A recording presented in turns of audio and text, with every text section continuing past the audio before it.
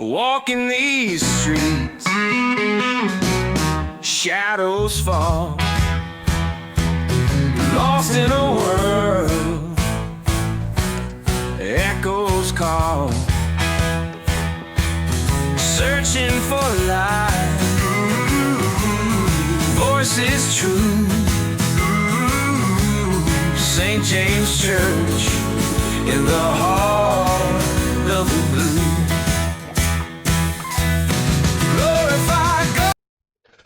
Well, welcome to our 75th anniversary conversations. We're here with Joyce Rosel this morning to talk about her history here. And why and how did you become a member here? Well, I'm probably the only one so far, and unless you interview your wife and pledge yours, I may be the only one that says a job at St. James brought me here. Oh, okay. Not mine, but my husband's. Phil was called to be a DCE in '89. Okay. Warren Groff had been the first DCE. He'd been here. He'd been gone about a year and been here for 5 or 6 years previous. So, okay. Yeah. Little background history. Phil was born and raised in Seward, Nebraska. Oh, wow.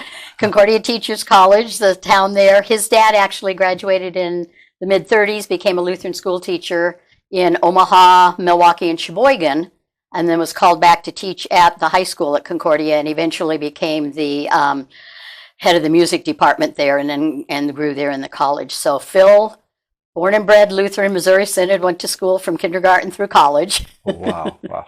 Yeah, all in Seward, Nebraska. Mine is a little different turn.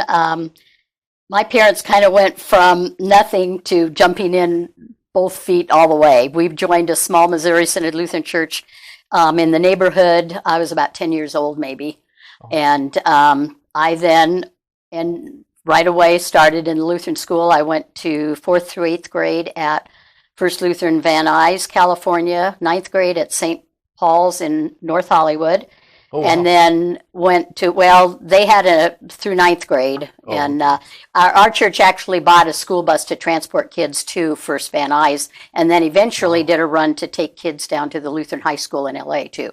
Wow. Yeah, so we got involved. And then I ended up spending my 3 high school years it was called California Concordia College in Oakland. So I was away from home, lived there, and then eventually back to Seward, going to be a teacher too, where I met Phil. So he graduated in '68, headed to Fair Oaks, California, Faith Lutheran outside Sacramento. I followed in January of '69, and then we got married in '69, and we spent another 16 years there. I only taught for about 3.5 years, but he was teacher, athletic director, coach. I did a little coaching, but more reffing and such. Oh, okay. And then I think in '84, he actually received a call to Zion, Snohomish, Washington, put the decline letter in the mail, and as soon as it went in the mailbox, he was ready to reach his hand in and grab it out. He had second thoughts. So he called them and said, if this is available, I think I might consider it. So in '85, they called him again, and we went to Snohomish, Washington, Zion for 4 years. Oh, okay. And while he was there, after about 20 years of teaching, coaching, athletic director, he said, I think I'm called to do family life ministry. Okay. So had to be in class. You couldn't do anything online. So headed back to Seward to get his colloquy and DCE certification.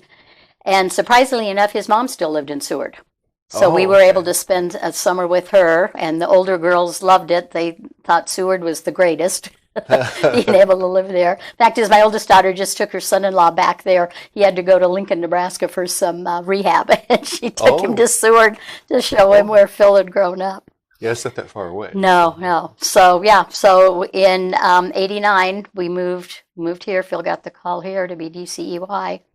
DCE.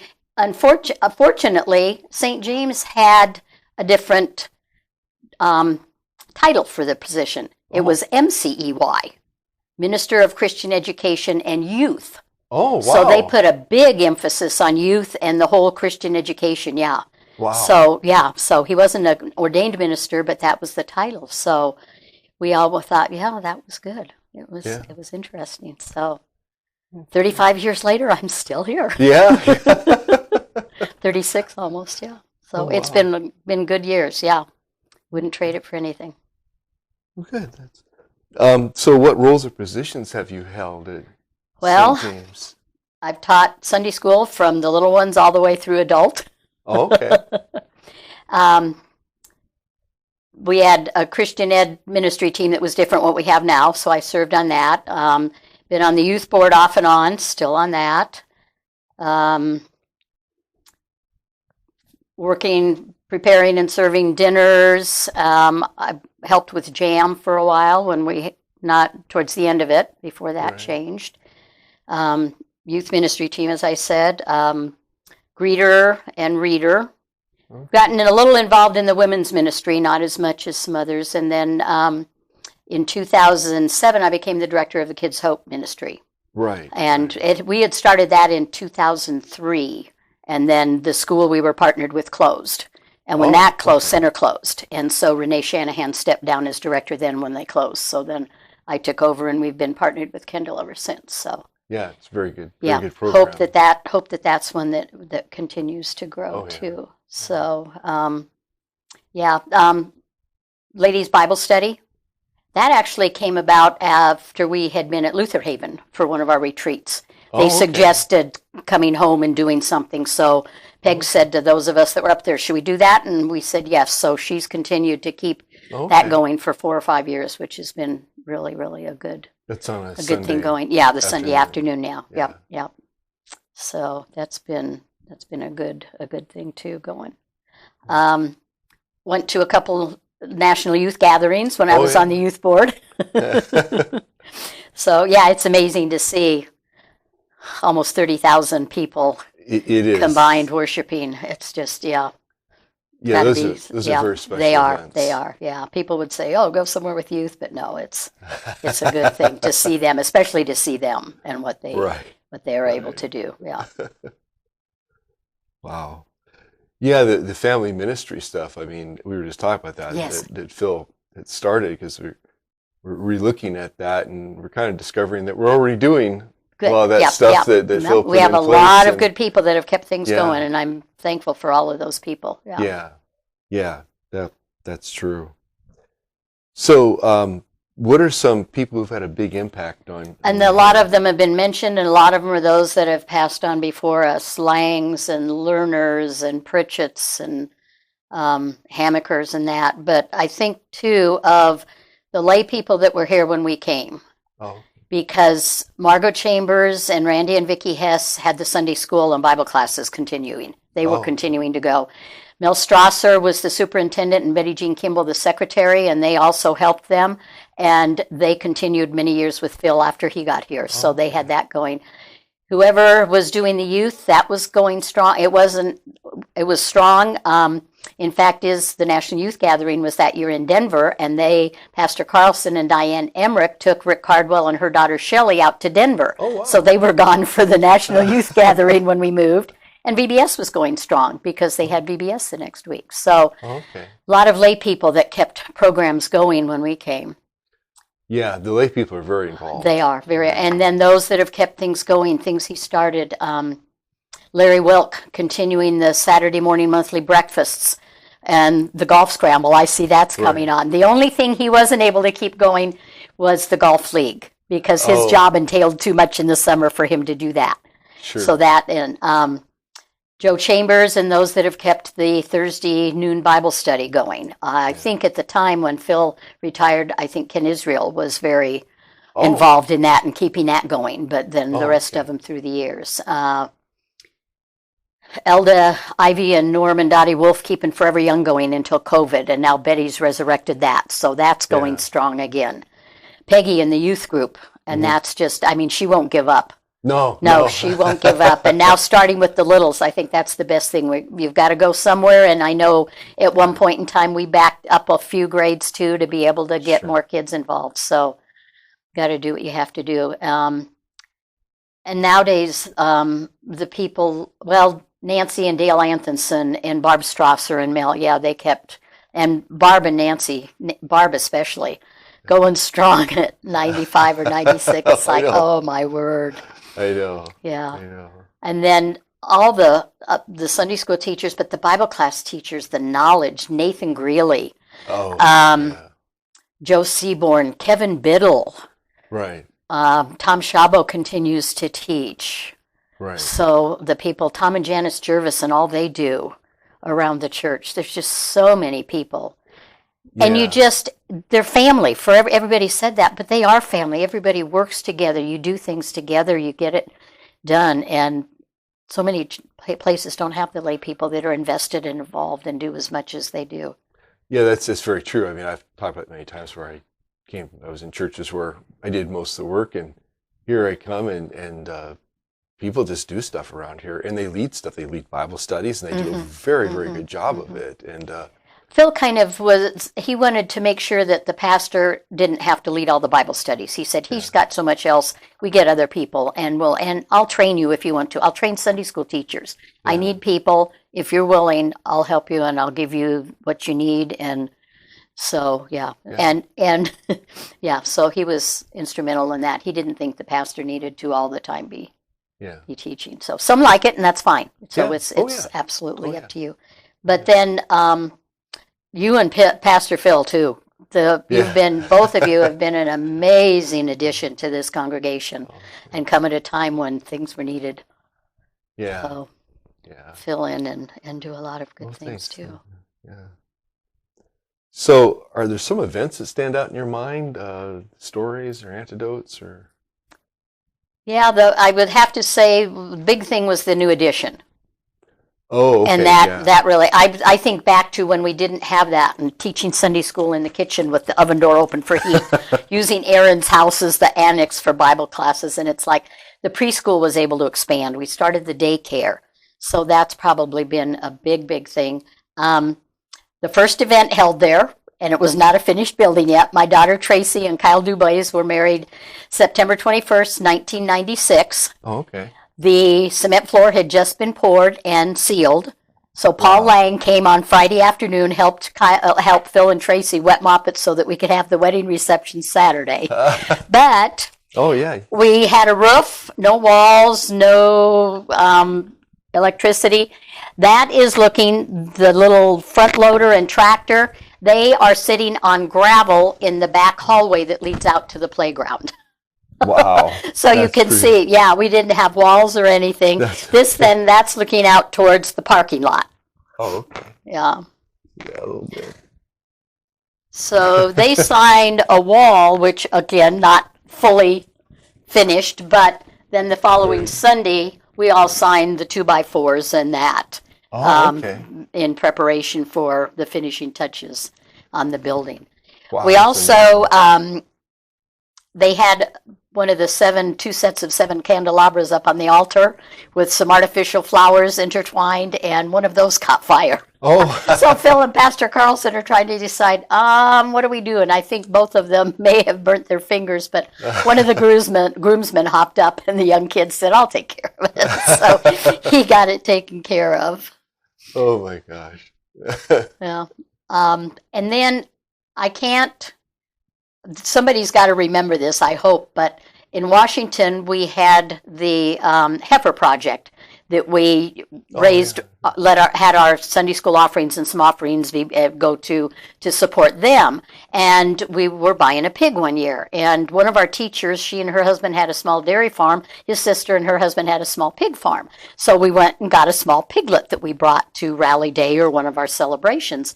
And that kind of went over big. So he thought, well, he'd do it here too when we had the heifer project. Well, to my understanding, I know there was a lack of communication because we didn't get a 40 or 50 pound piglet. It was like a 350 pound pig brought in on hay in a wagon. And we just were all laughing because we thought, what's going to happen? We're going to see Phil chasing this pig up Miller Avenue. So I don't remember all the details on that, but that I think happened at some, it's like, that had to have happened.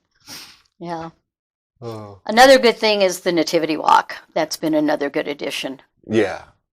And so many people involved in that, and we continue to grow it, and the people that are impacted by that.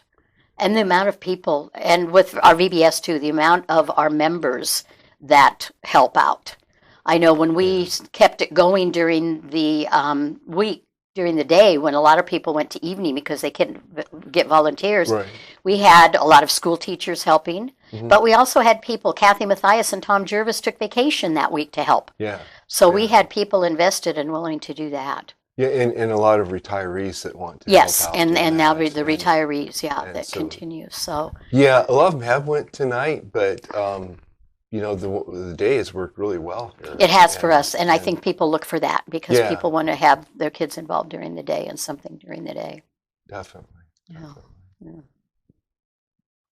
Anything else? I think with events that they may come in with some of the changes and stuff too. Okay. I know. Yeah. Oh, okay. Well, that's kind of next. Yeah. So, what are some significant changes that have happened? Well, I think the addition was one of the biggest changes.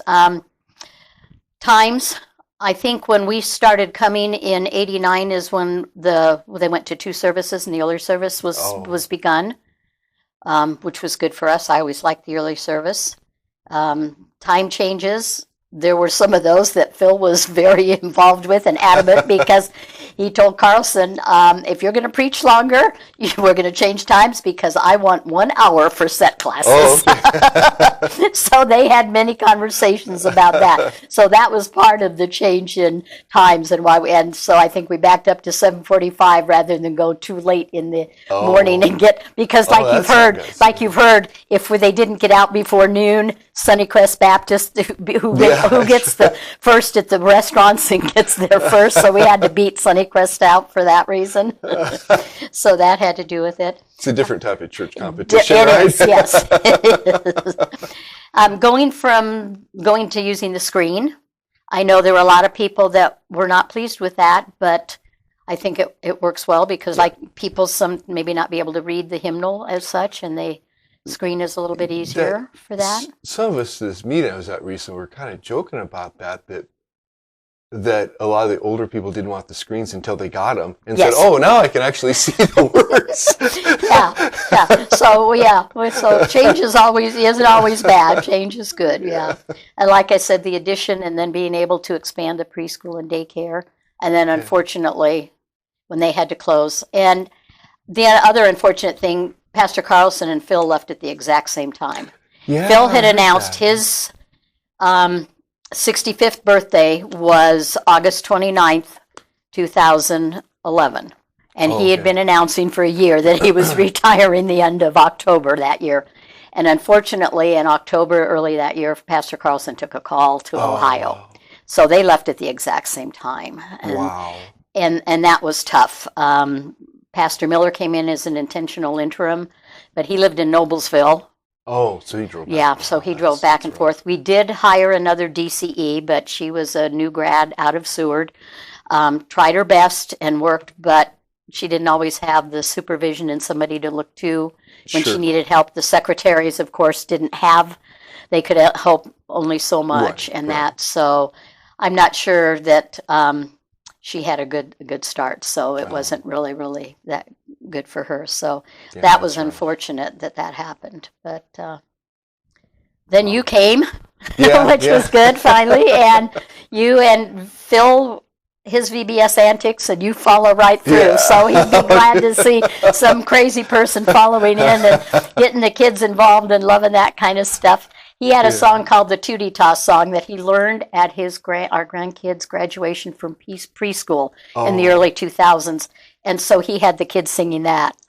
And it's kind of an offshoot of like something you just say and do. And so when he retired, Audra Cable got him a trophy that said retiring the Tootie Toss song because nobody else wanted to continue it. It was like, no, Tootie Toss gone with Phil. We're not going to do that anymore. That's funny. That's funny. So, how has St. James impacted your faith? Oh, immensely. All the opportunities to learn and to study and the various and all the different people. I've mentioned a lot of those very good leaders and teachers before for the Bible class. And then everybody's open and free to discuss. Nobody holds things back. We know that nobody's going to be held accountable. You're not going to be looked down on for anything. So you can just share things and then you uphold and build each other up and nurture each other. And the loving family. It's just, I mean, it's been amazing. Yeah. And I have enjoyed listening to all of the 75th anniversary tapes. Partly, I enjoy the history before I came, like Doug Whittam and those that have grown up in the church before I came, reminiscing with those that have been here about the same amount of time as I have. Sure. But also listening to those that I came in as a staff person. So I was welcomed wholeheartedly too, but there you meet everybody right away. These other people that slowly come in and how they're welcomed, it's like, oh, wow. Yeah. It's really, really interesting to listen to those and hear those stories too. Yeah. And then going back, the What's a Lutheran, and then the Reading the Bible in a Year, all of those have been, it's like, oh, you've heard this over and over, but you learn something new all the time, and it really helps you grow and continue. And then helping other people, you know, when they helping them grow and support them too. Sure. So, what are your hopes for St. James' future, goals and stuff like that? Continue to grow. We've growing. The youth is growing. We're starting the little kids, and what I enjoy seeing is Barb Pennington, Katie Wallace, Becca Sipes, Ashley West, Allison Eckert. I watched them grow up through the youth group through kids and teach them in Now Sunday school. Children. Now they are the parents, so they're invested in it. You know they're invested because they grew up. They went to national youth gatherings. They saw what's in store for their kids now. Yeah. And I think it sounds like they want that for their kids too. So being able to start them young like that, that's a big thing. Kids Hope continue to grow. We have a small program, but if we can continue with what we have and just keep it going, and Kendall's been so open to us. New principal, I think, is going to be very open. But it's a very good program. You never know what the effect of that program is going to be in the and kids' then, later years. Yeah, and then we hear back from some. Joellen Stoner had a girl who moved to Louisiana, came back and reached out to her, and they stayed in contact through Facebook. Oh wow! And they've since she's been out of high school, and so she had an impact there. And years later, we hear back. Yeah. So it's fun. We don't always. Joe Gilhausen had a boy that went through some tough times, in and out, in and out. I was working at McCullough when he came through McCullough, and the social worker there had been at Kendall with him. So she said, "Hey, he's back." So we managed to get Seth and Joe connected again there, and connected at the high school through project leadership, and stuck with him. So in fact, Darla and I would run into Joe at basketball games. Because he was there supporting that student, and the student played basketball with Charlie. And he did. Yes, that's true. Yeah, good. Yeah, had a good relationship. So. Oh, and then hearing about plans for expanding in Gas City and what we can do, and it sounds exciting that what we can be able to do there. Yeah, a lot of things coming up pretty fast. And the homeschool group meeting here, I know when we had the building, people thought it should only be for us, and somebody said no. And I can't remember the first time we had, and I don't know if it was a homeschool group or a bunch of kids here, and somebody walked in and said, "Oh, it's so good to hear kids' voices in the building again. We need that." So if we expand into some other kind of a educational program or whatever, but at least keep them coming in our other programs.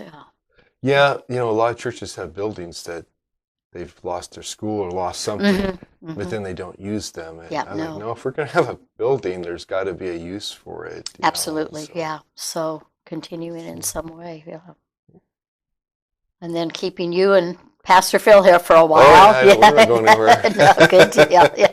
And Pastor Phil seems to like it here. I think so too. Yeah, it's good. Yeah, so. And when you have to come back for family, you got half your family in California, but the other here. So, I've been lucky. Mine isn't spread that far apart. It was when I was a kid, but not now. So, keep everybody close is good. Yeah. Well, anything I didn't ask you, or you'd like to add, or? I don't think so. Oh, okay. No. Okay. Just glad that I'm still here, and we're glad you're still here too. Hopefully, the years are adding on, but I still feel I've got something, even if I'm sitting down helping out somehow. But I enjoy everything. Nativity Walk, VBS Youth, it's all, and to see the people and talk to people and hear how the impact we have on them. It's enjoyable. Well, thanks for Thanks for coming Thank in. you. Appreciate it. And we will see you next time. Peace out. Walking these streets, shadows fall, lost in a world, echoes call, searching for light, voices true, St. James Church in the heart of the blue. Glorify God, nurture all, share the gospel, hear the call. That is what we do at St. James, breaking chains, singing new names, pushing through the night, feeling small, seeking the answers stall, windows of gray, stained with hue, where our mission shines through. Glorify God, nurture all, share the gospel, hear the call. That is what we do at St. James, breaking chains, singing new names. Heartbeats pounding, truth revealed. In the silence, wounds are healed. Faith in motion, spirits move. In this place we find our groove. In the dark streets, hope we find. Unity glowing, love unbind. Hands reaching out,